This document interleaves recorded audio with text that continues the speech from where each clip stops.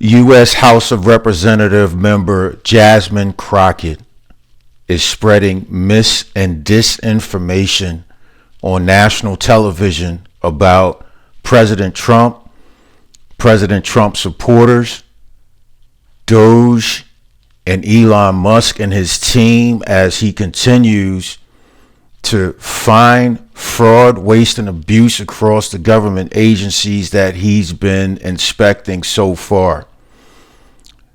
He looked at USAID, he looked at the FAA, the Federal Aviation Administration, he's looked at the Department of Education, he's looked at the Treasury Department to track payments,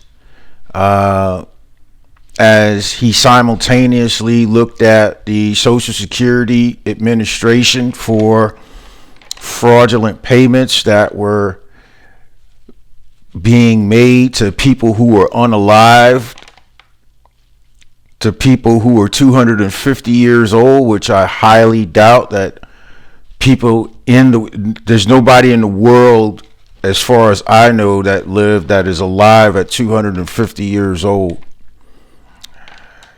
Disinformation is a deliberate use of misinformation to deceive the public and lie about individuals, groups of people, and organizations. Without any further ado, let's kick the video off. And I want to bring in Democratic Congresswoman and member of the House Oversight Committee on DOGE, Jasmine Crockett, for more. Congresswoman, thank you so much for coming on. I know you voiced concerns about Elon Musk's influence within the current administration. Supporters say he brings innovative leadership and efficiency to the government, and the White House says he's not in charge of DOGE, he's an advisor to the president. So what's your response to that, and what are the Oversight Committee's top priorities right now? Yeah, so oversight, the purpose of the Oversight Committee is to get rid of waste, fraud, and abuse. And right now, we've not heard from Elon Musk nor anyone else that works for Doge. So it's interesting that prior to...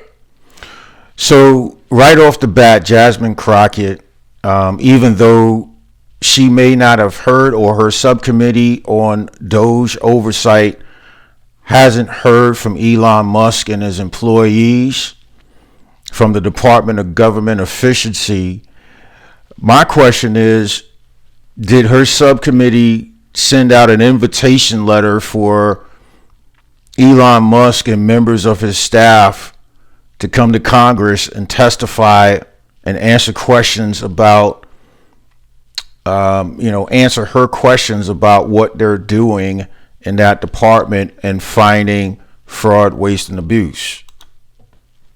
It was a matter of Elon Musk is the one that's running Doge. He is the one that is shutting off funds. He's the one that's committing basically a lot of constitutional as well as legal issues. One more thing I'll say. I'm gonna bring this back. I'm gonna bring it back. Right. So I did a little research, and subcommittee rules are basically the same across the board. There are many committees, and then there are many subcommittees, and when you want a witness to testify in front of a subcommittee, there's two actions you can take. You can take writing them an invitational letter, inviting them to the next committee hearing. The other way is to subpoena the witness if you think that that witness is going to be reluctant or has shown evidence of reluctance to appear in front of a subcommittee to testify via invitation letter. So at this point, I don't believe that an invitation letter has gone out to Elon Musk and his team to testify in front of the subcommittee. He's an advisor to the president. So what's your response to that, and what are the Oversight Committee's top priorities right now? Yeah, so oversight, the purpose of the Oversight Committee is to get rid of waste, fraud, and abuse. And right now, we've not heard from Elon Musk nor anyone else that works for Doge. So it's interesting that prior to, it was a matter of Elon Musk is the one that's running Doge. He is the one that is shutting off funds. He's the one that's committing basically a lot of constitutional as well as legal issues as it relates to our monies and what we do in Congress. But now they're saying, no, he's just there to advise. And in an advisory capacity, the president can have whoever he wants advising. The problem is that no one has come before my subcommittee or any other committee in Congress to talk about their proposals. Instead, Did you officially invite him? That's my question. Did you officially invite him? they post proposals on social media, or they claim to have found waste, fraud, or abuse. And we know that the vast majority of waste, fraud, or abuse exists within the Defense Department, and yet there's not been any conversations yet whatsoever about the fact that the Defense Department has failed to pass an audit in at least the last 6 audits. You're also calling on Musk to appear before Congress. Waste, fraud, and abuse is everywhere within the United States government. It's not, the Defense Department has the lion's share of the appropriations that get passed in the U.S. House of Representatives, but the Department of Defense is not immune to an audit. As a matter of fact, I think after the IRS gets audited, the SEFDEC, Pete Hegseth, said that he welcomes an audit.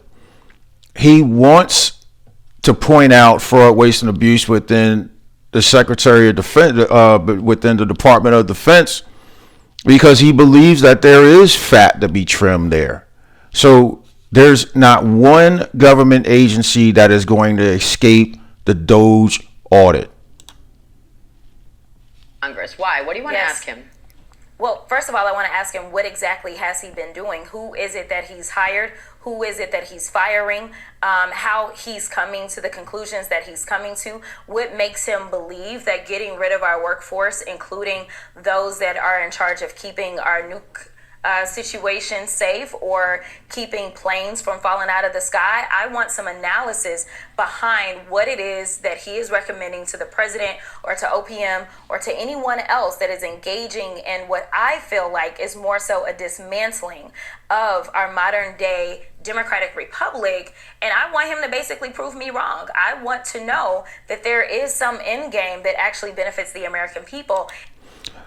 The end game is to save taxpayer money from waste, fraud, and abuse. That is the end game. And by the way, President Trump is not the only one that had or has a senior advisor. President Biden had a senior advisor, but I didn't see her get on national television and ask who he's hiring and firing, or ask what his methodology was on certain things that he was doing with federal government programs. I just think that this is a lopsided argument just because President Donald J. Trump is in charge.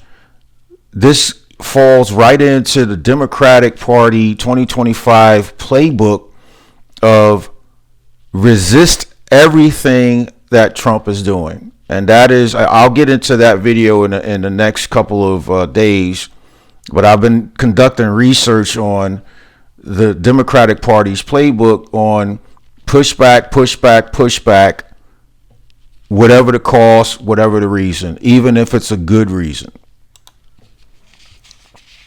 And it's not just about lining his pockets, which we see as he recommended to turn off the spigot of money to everyone else. He ended up garnering himself an additional $400 million contract for Tesla and an additional over $300 million for SpaceX. And we know that the Republicans right now are proposing to raise the debt ceiling. Why do you need to raise the debt ceiling if somehow you are going about saving us a lot of money? And it is because of these tax cuts that they are also proposing that they are not talking about to the American people. And I want to make sure the American people have the full story. Well, if she wants to make sure that the American people have the full story, let me just go back real quick, right? She mentioned planes falling out of the sky. She wants to make sure that these government personnel layoffs that have been occurring over the last 30 days, you want to make sure that safety and security is still in place, and those employees aren't affected by the layoffs, which for the most part they aren't. The only people who are really affected by the layoffs are the ones that took the voluntary buyout, the ones that were on probationary periods. They just got hired, and I think in most federal agencies, the probationary period is about 1 year. So that's low-hanging fruit. Going back to planes falling out of the sky, there was a couple of days ago when the Delta flight crashed in Toronto, Canada. The Delta CEO got on television and basically flat out said that Trump's cuts to the FAA had no effect on Delta's ability to carry out operations on a day-to-day basis. Let me skip down to what she said about Musk's $400 million contract for armored Tesla vehicles. The State Department reported a week ago that $400 million contract was canceled. And then she wants to mention $300 million of SpaceX doing business with the federal government. That's over a period of time. And what I'll say to Ms. Crockett is, I want to say to Ms. Crockett that as a person who has never created a product or service for the American people, needs to understand that when you do create outstanding products and services, then there are avenues for you as a business owner to do business with the federal and state and local governments.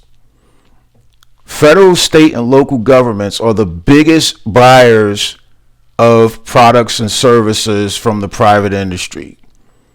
It's just that way.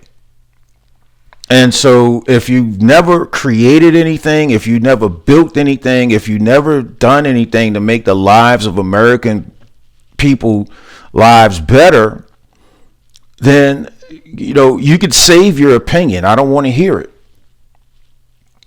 And then our government cuts what the American people want, which is what I think she'll get to next. And the answer is yes. All of what Doge is doing, all of what Trump's doing with his executive orders and his executive actions and hiring who he wants to hire to look at how the federal government could be more efficient is what the American people voted for on November 5th, 2024.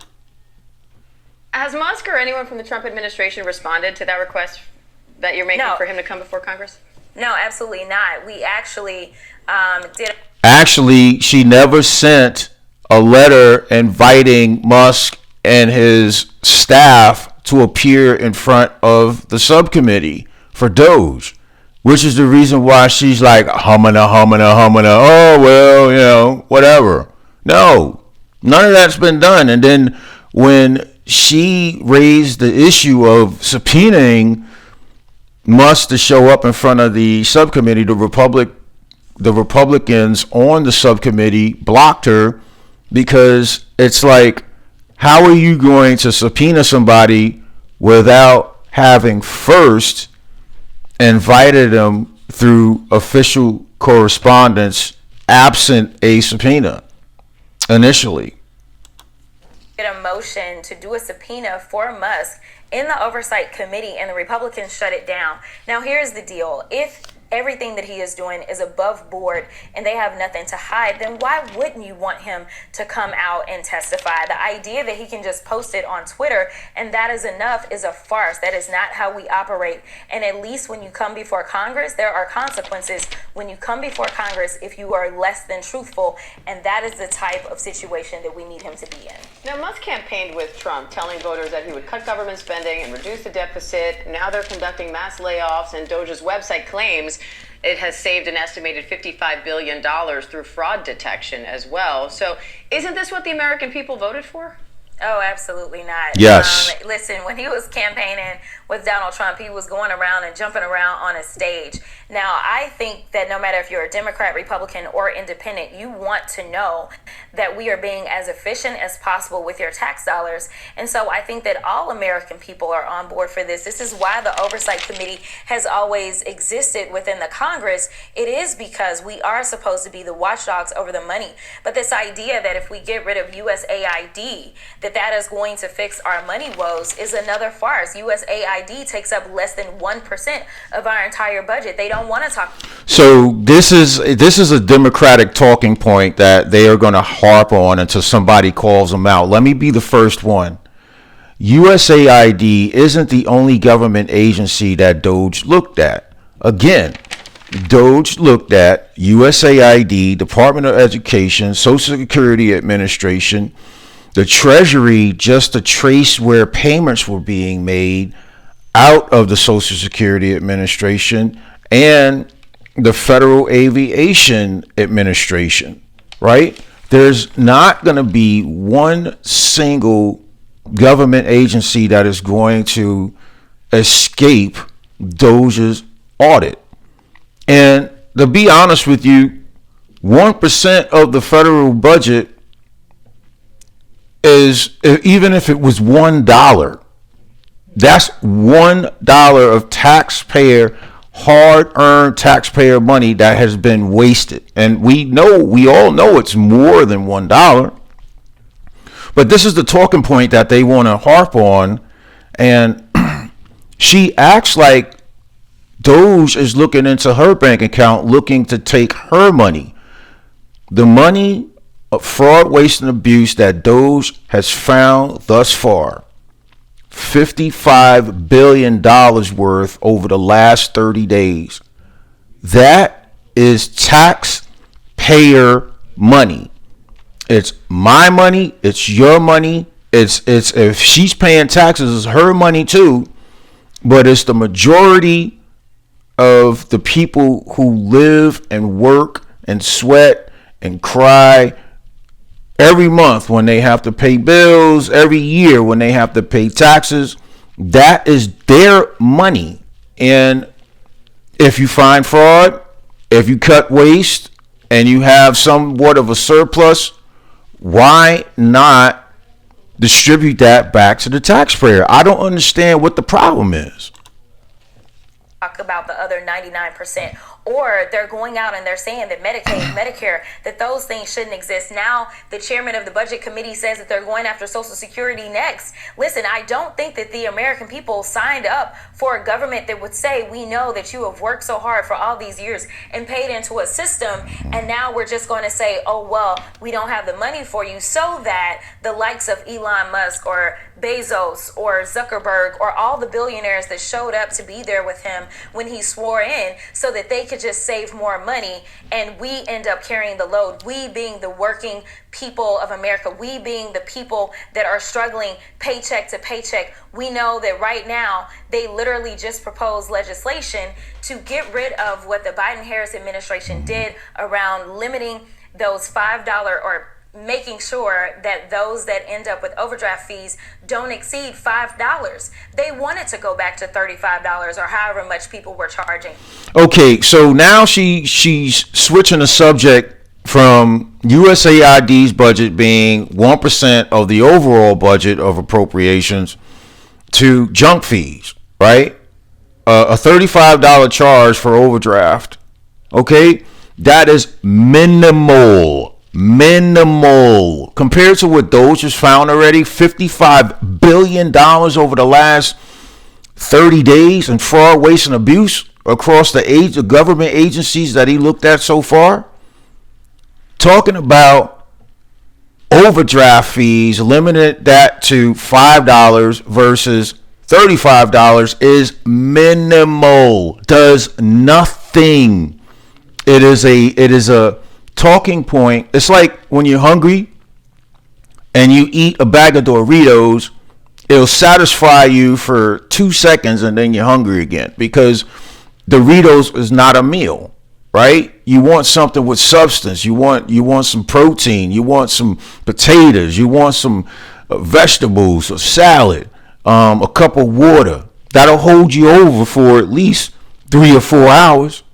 And so what she's talking about is a bag of Doritos, right? Does nothing to drastically cut costs of the federal government the way it needs to be.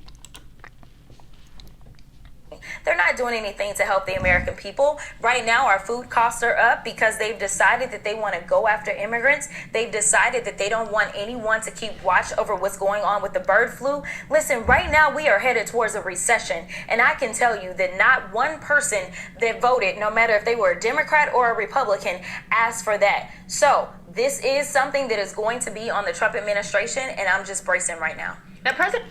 All right. So she talked about food prices being up.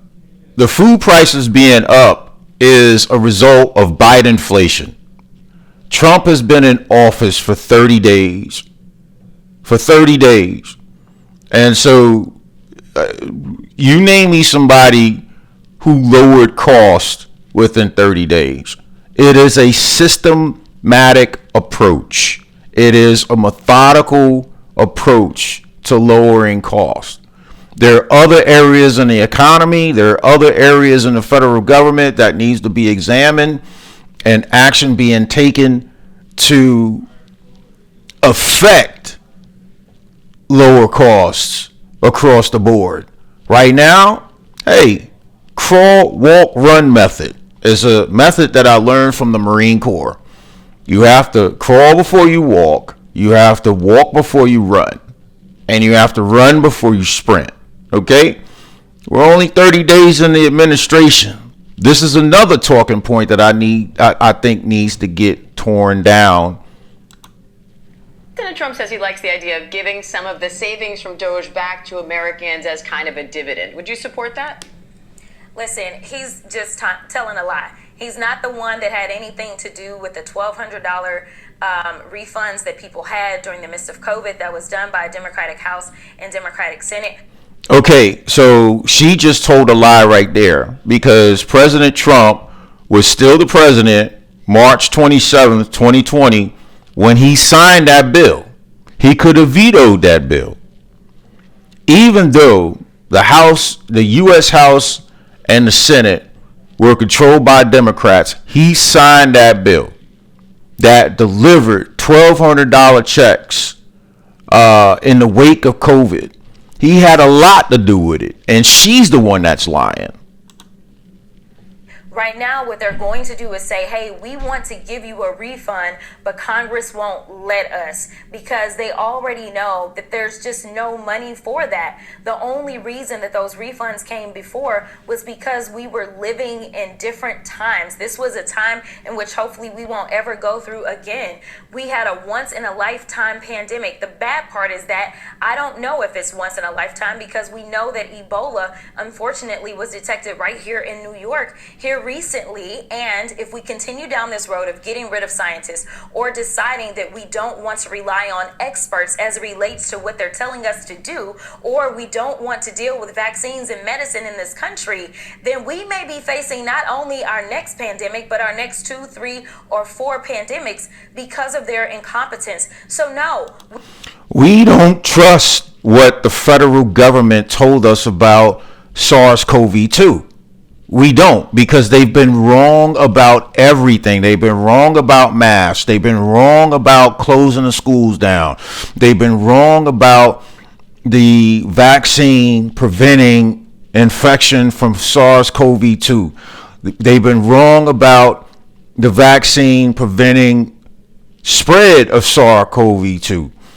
They've been wrong about shutting the economy down. They've been wrong about social distancing. They've been wrong about a lot. They've been wrong about the origination of SARS-CoV-2. They said it came from a bat in a wet market. It came from, guess what? Most likely, the reports are out there saying, most likely it came from the Wuhan lab in China. No, we don't trust the federal government.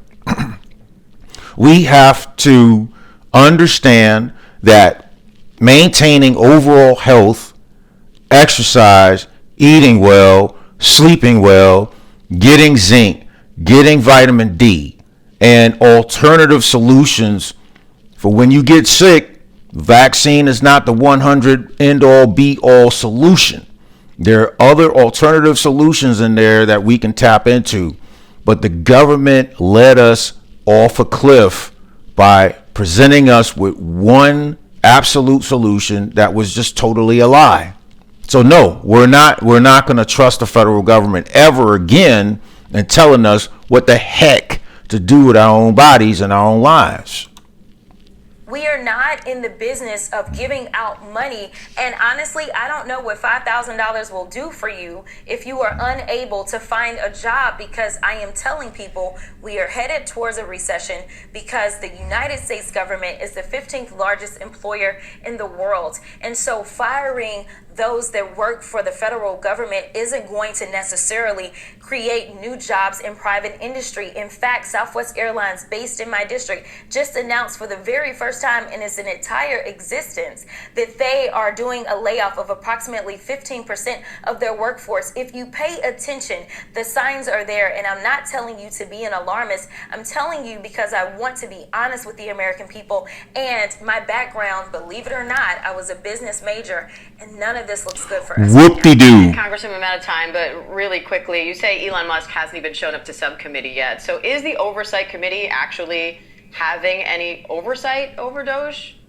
We absolutely are not. We have no documents from Doge. We have no employees of Doge. We have nothing. This is more so just a game so that they can have their MAGA darling, Marjorie Taylor Greene, oversee a committee because she has beef with Marjorie Taylor Greene. I'm not going to get into it, but if you look it up on YouTube or Rumble, you'll see that within Congress during a couple of sessions or two, they've been having a back and forth. So she's not.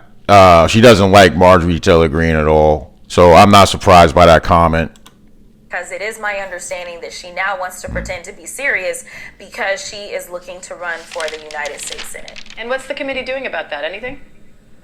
Well, we are trying to do what we can, but obviously we are in the minority. So we are going to send off a request for certain documents as we are approaching. What they should have done in the first place. Doge hearing is going to be on USAID at the beginning of March. And so we're going to see if they turn over these requests that are made by us as sitting members of the committee. All right, Congresswoman Jasmine Crockett, we appreciate your time.